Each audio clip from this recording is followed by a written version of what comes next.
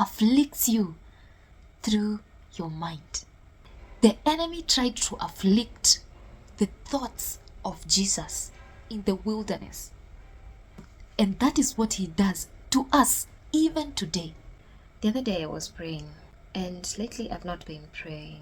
I've not really been enthusiastic and zealous when it comes to prayer, specifically prayer.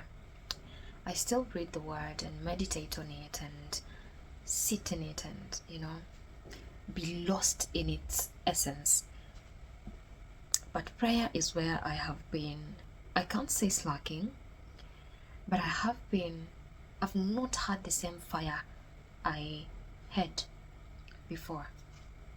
And so the other day I decided to give it another shot, because my father does not play about me. He does not wake up one day and think, today I don't feel like myself, so I won't give her the best of the day. Now, as I was praying, I got a revelation, and this is what the revelation was, and I thought it is only best I share it with you, because at the end of the day, I am the salt of the earth. If I light a lamp and put it under my bed, then what purpose will it serve? So, in the Garden of Eden, when Eve gave Adam the fruit, God sent them down to earth as a punishment. Because they were after knowledge, they wanted to be all-knowing, just like God. Remember the serpent when he told Eve to try the fruit and give it to Adam? He told them, you are going to be all-knowing, just like God. The serpent said to the woman, for God knows that when you eat from it, your eyes will be opened and you will be like God, knowing good and evil. So it meant that she was going to be all-knowing, knowing all good, the good and the bad. This is where my revelation comes in. It came out of nowhere because the word that I had read for that day was not from the book of Genesis. When we are in persistence seeking of knowledge, my goodness, I can feel the goosebumps once more.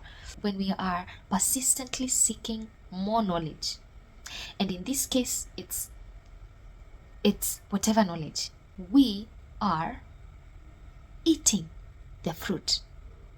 Maybe it does not make sense. Maybe this sounds like crazy, but I just got that in the middle of my prayer. Every time you open your socials, because right now we have given social media a lot of meaning in our lives. It's almost inseparable. Actually, it's inseparable. I know there are people who are making it and managing their lives without social media or much of it. But 94.7% of world's population, regardless of age, uses their social media monthly. Think about that. So, social media plays a key role in whatever information we get, in getting knowledge, whatever that looks like, whether it's good knowledge or bad knowledge. Now, hear this. Every time, and especially if you're like me, every time you see something, a concept, and you decide, let me do more research on it so that I can understand it more and better, so that I can add on my jar of knowledge, you are eating the fruit. You are hoping that you could be wiser and you could know much and you could know the good and the bad. What you are doing, you are eating the fruit. And social media is the serpent. Social media is the serpent. How is it the serpent? Because it keeps on, do I use the word luring? It keeps on luring your curiosity. For instance, for me, when I see a new concept, before I have the courage to say this is BS or this is voodoo or whatever, I do my research on it. But why? I can clearly see something, and from discernment, just know that it is evil, and I don't need to know anything about it. But something in me refuses to rest. I'm very stubborn. Something in me refuses to rest. I decide, nope, I just need to do my rest. I need to know more about this topic.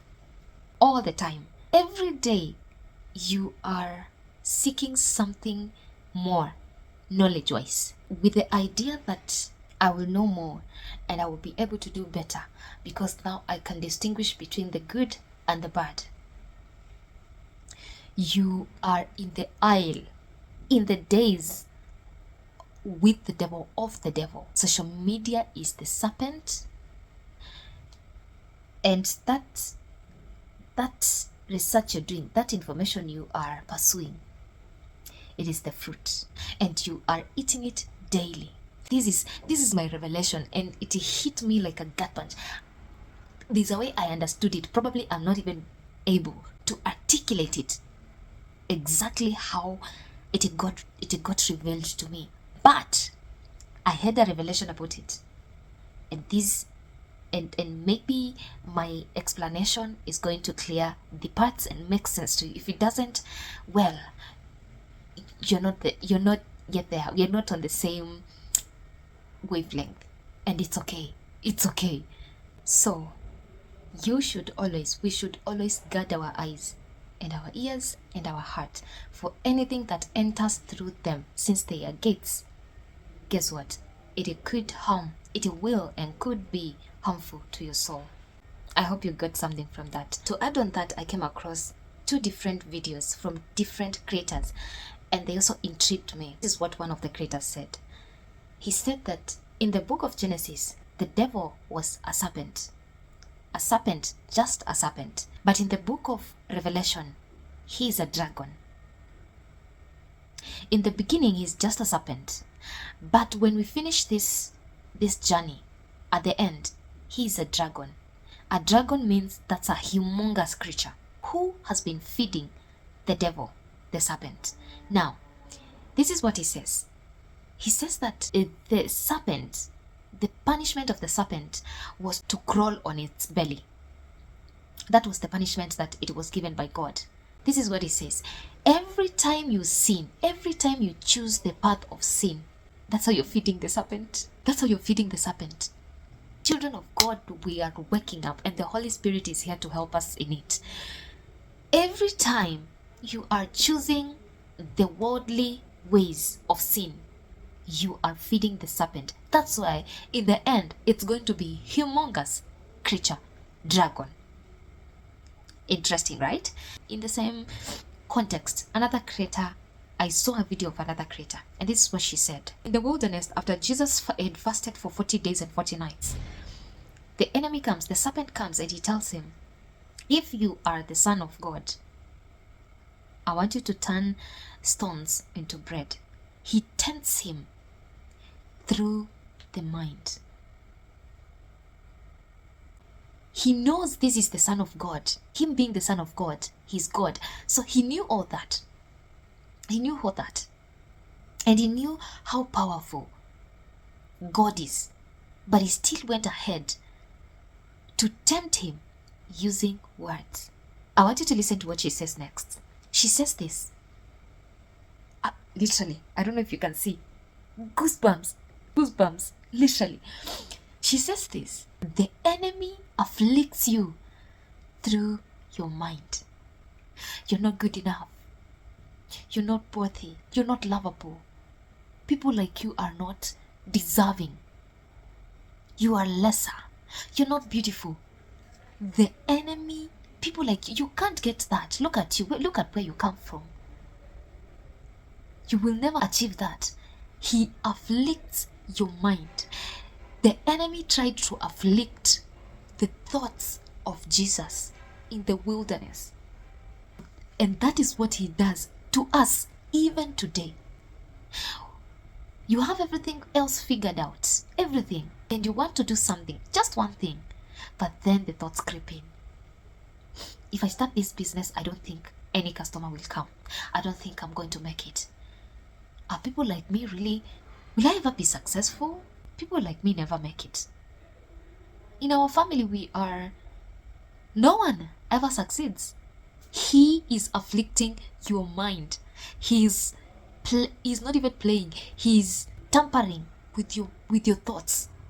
That is what the devil does. If you are not careful, and being careful is only through prayer and losing yourself in the word, losing yourself, quote unquote. Indulge yourself in things that feed your spirit, because that is the only way you are going to win the fight. Beautiful revelations, beautiful revelations. I can't get over those 3 revelations. Make sure you subscribe if you've not subscribed, and please say something in the comment section. I was your host, Linda, and this is Vulnerably Yours. Until the next one, I'll catch you then. Bye.